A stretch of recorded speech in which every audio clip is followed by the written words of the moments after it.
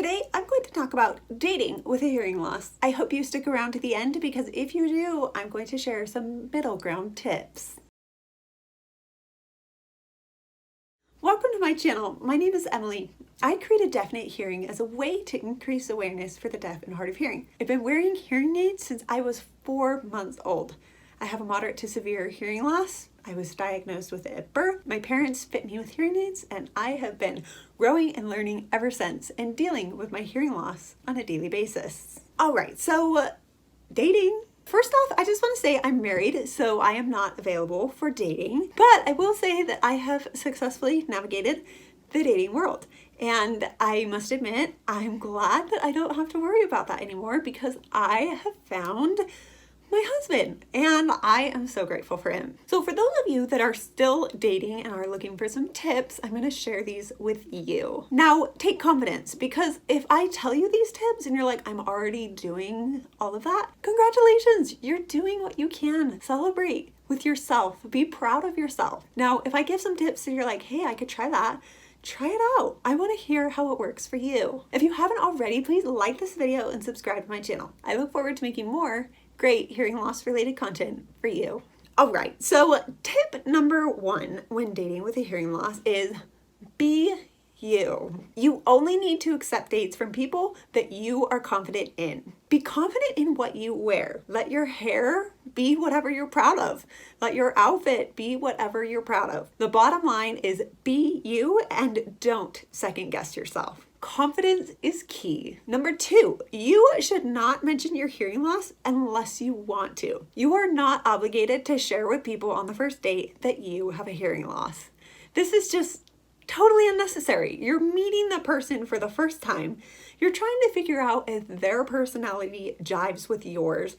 There is no secret obligation or necessity to tell this person that you have a hearing loss on the first date. Just know that your hearing loss does not define you.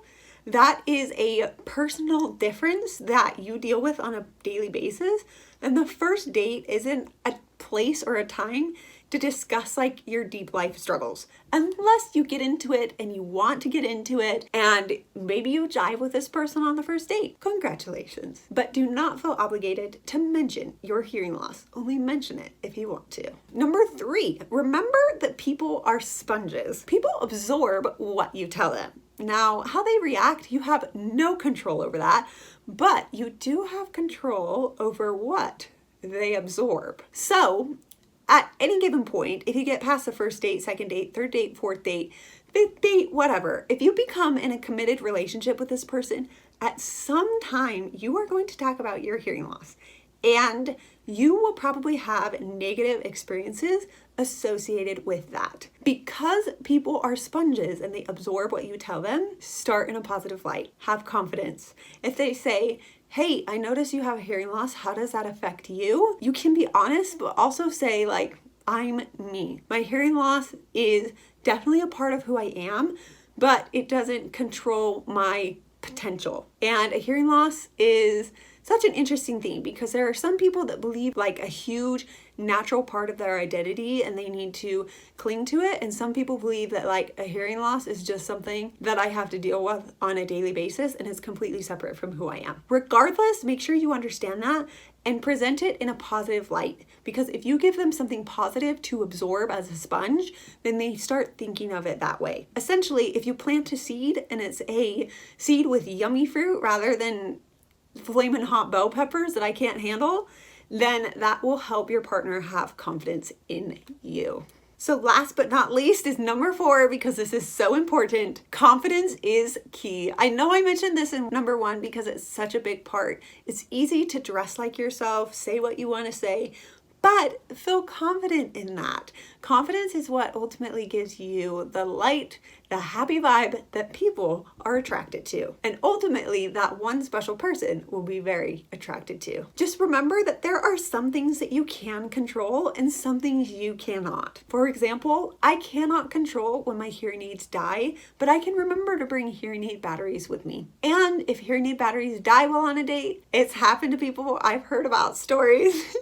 They just do what they can and they control what they can. I've heard of people just going through the dates just like normal, just reading lips and getting by. I've heard of people asking to go to the store and they buy hearing aid batteries.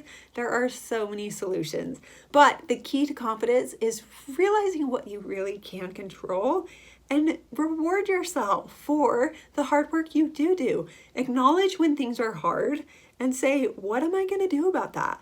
How am I going to portray this? I will say I am definitely an optimist, but I would also say that I feel like I'm working on being a realist. Like when things stink, they stink. And sometimes you just have to ride that boat out. And so I would say that go easy on yourself, be proud of yourself, and have confidence, because confidence is key, especially in the dating realm and world. Do you have any questions for me about dating? Obviously, I said I'm not dating currently, but if you have any tips on dating with a hearing loss, please let us know in the comments below. This is a community that we want to share our experiences. Most likely everyone watching this video has been on a date or will be on one. So if you share your tips, that will help someone else. And we want to create a community where people realize that they are not alone, especially in dealing with a hearing loss. I hope you felt that you're not alone today. If you haven't already, please like this video and subscribe to my channel. Thanks for sticking around to the end. I want to share these middle ground tips that I thought of. Middle ground tips mean tips to help you out so that when you're on the date, it's easier. For example, which ear is your better ear? Be aware of this. Try to sit with a person on the side of your better ear. I do that.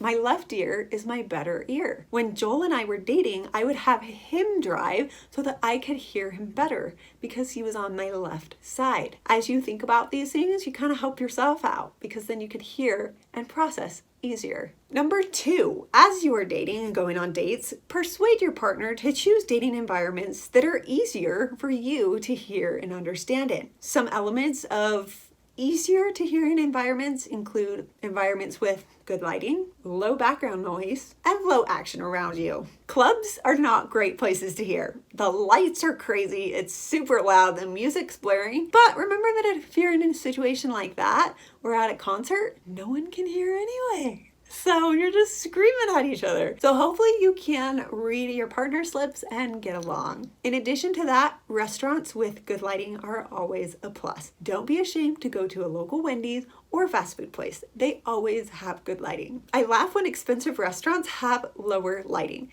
I know that there's some kind of science behind this. I think the low lighting makes you eat more or something like that. I'm not really sure. I'll have to double check, but there's a reason for it. It definitely calms down the mood, makes it more romantic, which is great, but sometimes it's really hard to hear it. Be aware of that. Don't worry. Just plan ahead. As you plan ahead and you choose your dates in environments that are hearing friendly, it will make them go a lot better because you're ultimately there to spend time with that person, hear them, be with them, and just enjoy the time you spend with them. So as you choose environments that are easier to enjoy, it will help foster your great dating relationship. There you have it. If you have any questions for me, please let me know in the comments below. If you have any dating tips for others, please leave them in the comments below. I look forward to reading them. As always, stay strong, stay amazing, and have a great day.